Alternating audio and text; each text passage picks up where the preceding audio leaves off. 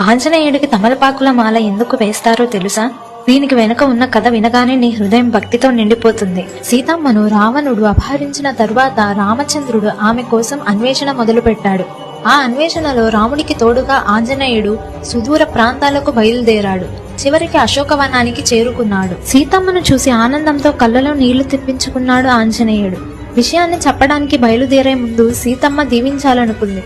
కాని అక్కడ పుష్పాలు అందవు. అప్పుడు ఆమె దగ్గరలో తమలపాకులను కోసి ఆంజనేయుడు తల మీద ఉంచి ఆశీర్వదించింది. అప్పటి నుంచే తమలపాకు ఆయనకు అత్యంత ప్రీతిపాత్రమైనది.